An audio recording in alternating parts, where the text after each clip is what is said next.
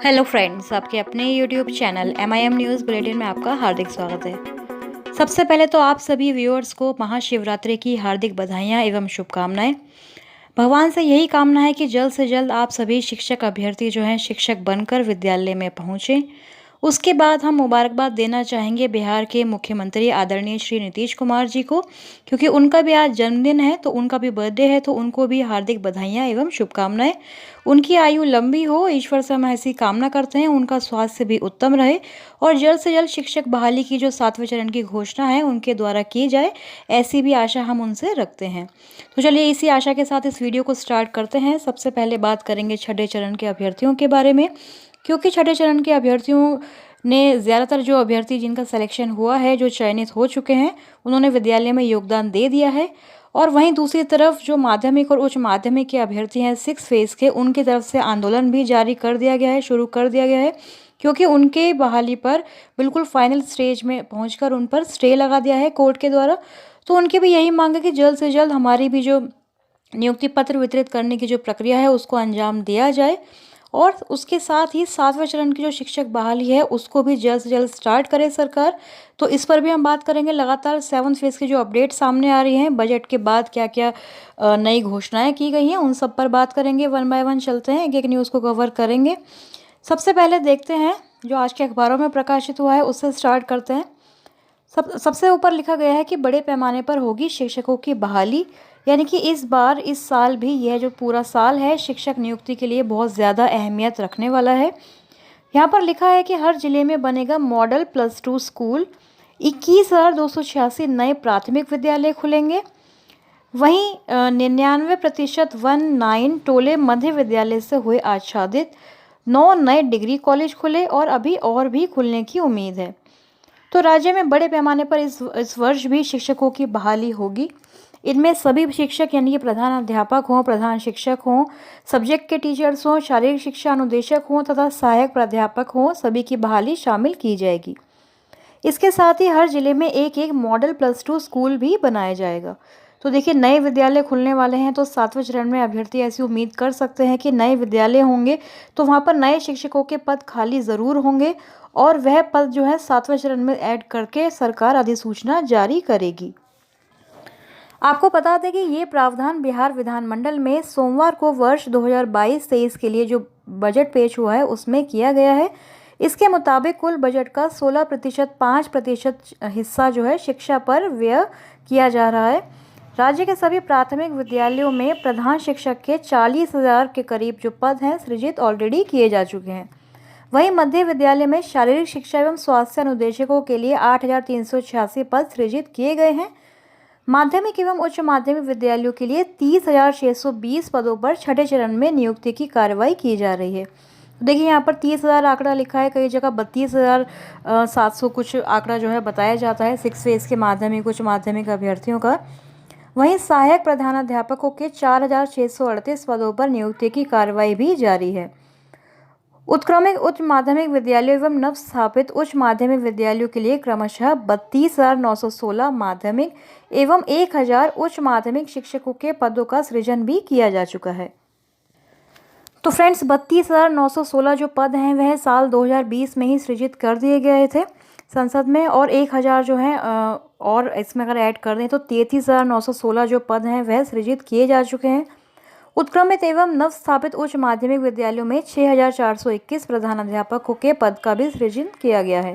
तो ये पद जो है ऑलरेडी सृजित हैं, हम लोग जानते हैं। तो 33,916 पद अगर माध्यमिक उच्च माध्यमिक शिक्षकों की बहाली के लिए सृजित किए जा चुके हैं। वहीं आप लोग जानते हैं कि SCET का जब नोटिफिकेशन आया था तो उसमें लगभग 37,000 रिक्तियाँ निकाली गई थी। तो इन सभी रिक्तियों को अगर जोड़ें, अगर 33,916 और 37,000 रिक्तियों को अगर हम जोड़ देते हैं तो देखिए बहुत ज़्यादा सीटों की संख्या जो है वह बढ़ने वाली है। लगभग 70,000 तो यही रिक्तियां हो जाएंगी।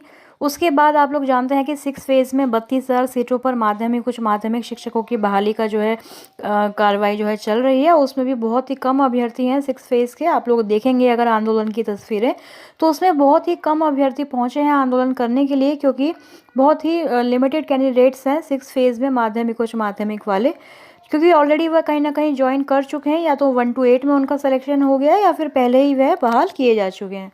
तो इसलिए 6 फेज़ के माध्यमिक उच्च माध्यमिक की भी बहुत सारी सीट्स जो हैं, पद जो हैं, रिक्तियाँ जो हैं, वह खाली रहने वाली हैं और उनको भी अगर सरकार 7 फेज़ में ऐड कर देती है तो बहुत ही ज़्यादा ऐसी उम्मीद है कि जो जितने भी एसटीईटी अभ्यर्थी हैं वह सभी बहाल किए जा सकते हैं अगर सरकार इन सारी ही रिक्तियों को कैलकुलेट करे और 2022 तक की रिक्तियों को भी उसमें जोड़ देती है तो पूरी संभावना है कि सभी अभ्यर्थियों की बहाली सुनिश्चित हो सकती है।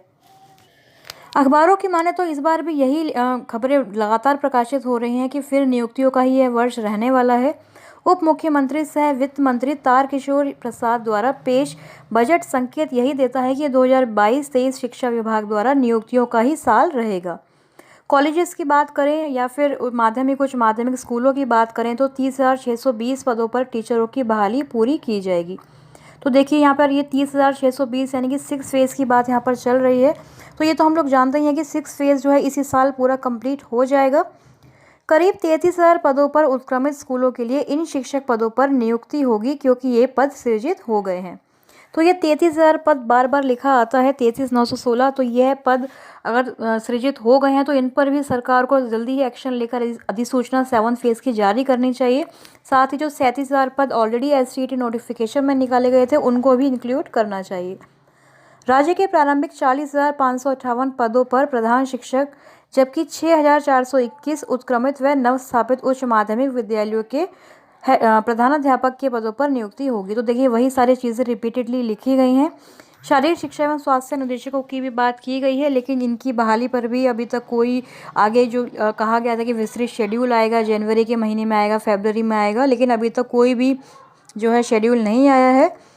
लिखा गया है कि इन पर उपलब्ध योग्य अभ्यर्थियों की तय मानदेय पर वेतन भी इसी सत्र में की जाएगी।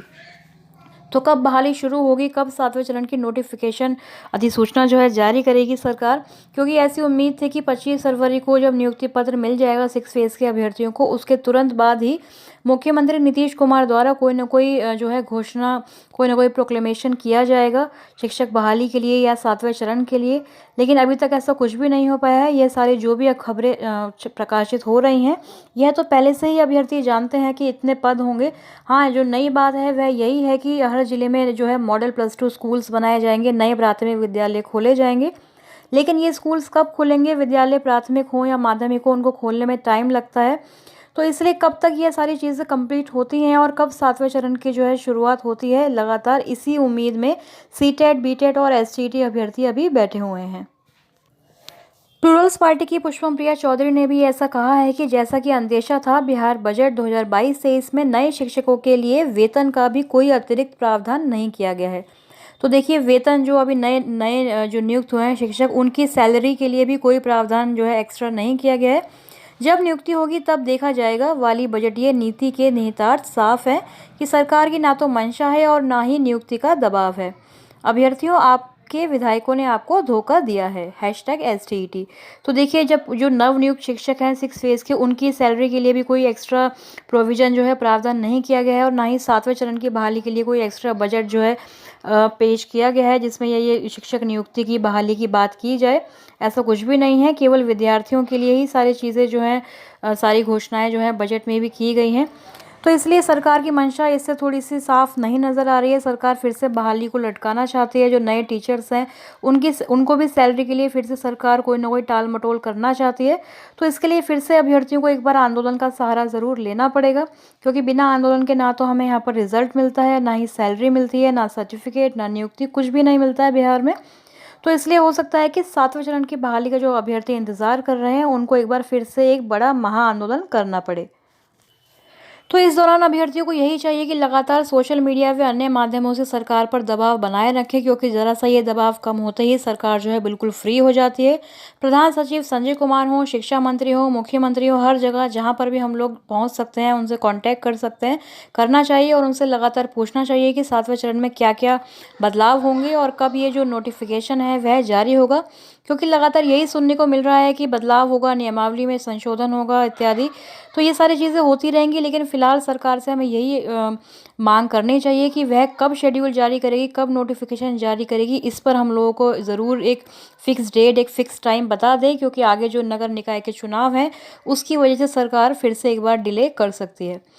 तो इसके साथ मैं अभी इस वीडियो को एंड करती हूँ। आगे कोई भी अपडेट आती है तो लगातार आपको बताने का प्रयास हम करते रहेंगे। अभी के लिए इतना ही। Thank you for watching.